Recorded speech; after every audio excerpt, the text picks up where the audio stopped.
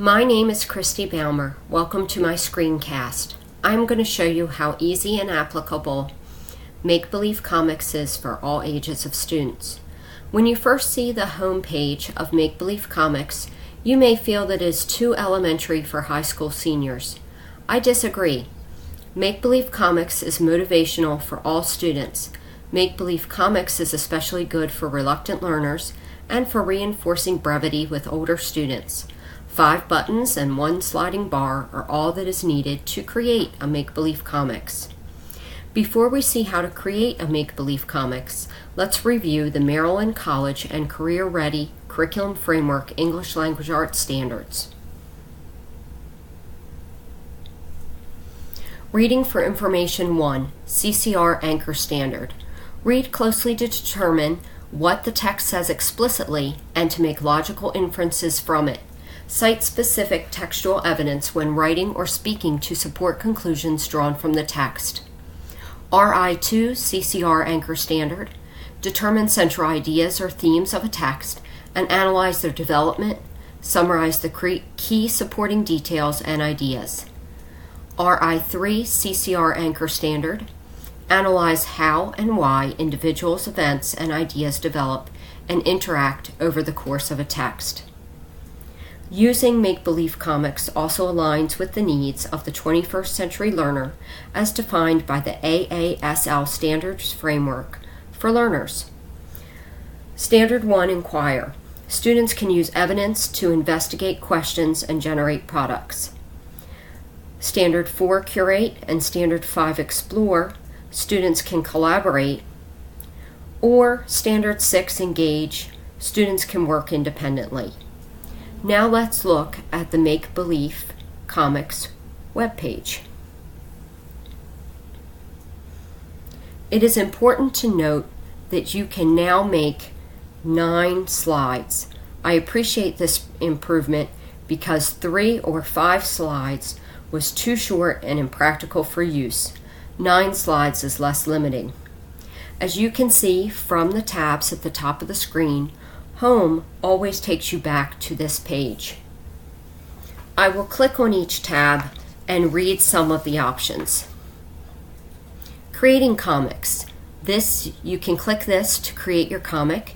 You can also watch a demo and get some ideas. Printables. There are over 500 different printable ideas for writing. Writing tools. This is another way to access those hundreds of printables, as well as story ideas, writing prompts, free ebooks, a daily comic diary. Teachers, 26 ways to use MakeBeliefComix in the classroom, as well as lesson plans. For parents, there's homeschool activities, as well as family activities. This is a nice resource to share with your parents. For ESOL, I especially like the fill-ins. Special needs. I have several students on my team with true learning disabilities and several struggling writers, as well as one student with traumatic brain injury. Apps, ebooks, and more. Free ebooks. We saw many of these topics under other tabs. Bill's Treasure Chest is a way to buy the books that he has published. Contact us. But notice there is not a help feature because MakeBeliefComix really is easy to use. MakeBeliefComix creator Bill Zimmerman is committed to helping people find their writer's voice and express their deepest thoughts and feelings. Indeed, 9 slides could make MakeBeliefComix just the right size to express grief, to show how a character changes, make a public service announcement, explain a procedure, encourage collaboration, write a poem, and for younger students to write a story, personal history, or response to a thinking question. Now let's see how easy it is to make a MakeBeliefComix. You can click the button in the middle of the page, right here, or you can go back up to this tab and choose Create Comics Now. Both work the same. There is no username or password. See how the first slide is outlined in red? and it's super easy to start over. And that the one is white. This is your active slide. Okay, let's type in a name of our comics. Happy Day. And our author's name. Okay, now we scroll down to the blue bar. The blue bar moves across and shows you all your options for, in this case, characters or balloons. These are speech bubbles and thought bubbles. Objects. This is anything from the stepladder here to an Easter bunny here. I'm going to go ahead and click him and put him in there. Words. These are fun words that you can add to your story. And backgrounds. There are lots of backgrounds to choose from. All right, let's add a character with our bunny, and we'll go ahead and add this selfie-taking tourist. He has a couple poses we can choose, so we'll go ahead and pick this one. And right away we notice that he is on top of the bunny. So we can move him by clicking the move. The move is already enabled, so usually you just click on the character or object to move it, and you don't have to click move. But if something in your slide won't move, click move, then go back and click on that object and it'll move. Now we have scale. We can change the scale. So we just click on scale, then click on the object or item in our screen and we move it. And then we're going to go ahead and click bring to front, and we're going to bring him in front so his hand came in front of the tourist. We're going to change the direction of the tourist so he goes there, and we're still on flip, so we'll flip him and we're going to flip him back. I think that makes more sense. Then I decide I don't really like the tourist at all, so I'm just going to delete him. So I just enabled my trash can, then clicked on the item, and that's how it went away. So let me show you a couple other features. If you go back, use the back button here, and we're going to choose a background. So I'm going to choose the street scene, and there it goes. This is my enabled slide, so it showed up here. And I can use background color, and I can put a color as a frame around my slide. I'm going to add an object. I'm going to put the Easter bunny back in. So the bunny's in. I'm going to move him here, and he's definitely too large for that picture.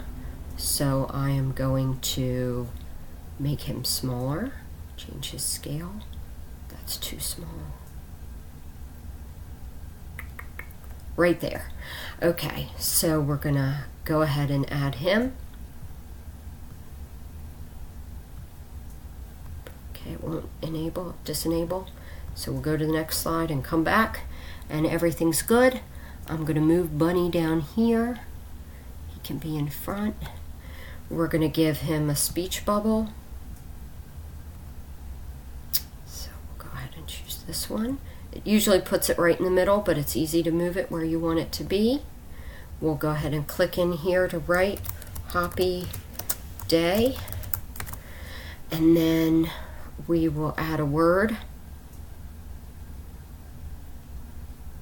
So we'll go and add S, and we'll put this, it doesn't really fit. So we'll trash can, delete, and it's gone. So that is how you make a make-believe comics.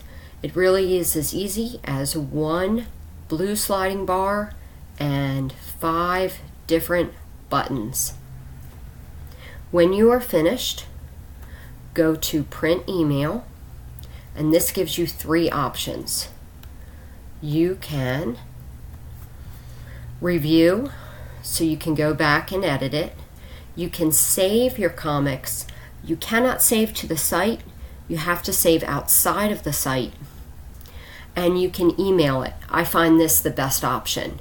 I ask my students to use their school email and email it to themselves and to email it to me.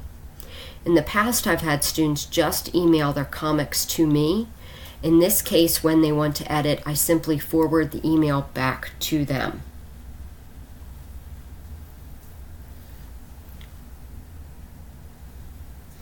MakeBeliefsComix has been recognized as an American Library Association Great Websites for Kids and as Parents' Choice recommended by the Parents' Choice Foundation. Let's see. I'm going to go back home. MakeBeliefsComix is easy to use and applicable to many instructional situations. I hope you will use MakeBeliefsComix in your classroom. All comics used in print must contain a credit line that states, "This comic strip was generated at http://www.makebeliefscomics.com, use by permission of author and site creator Bill Zimmerman. This work is licensed under a Creative Commons Attribution 4.0 International License."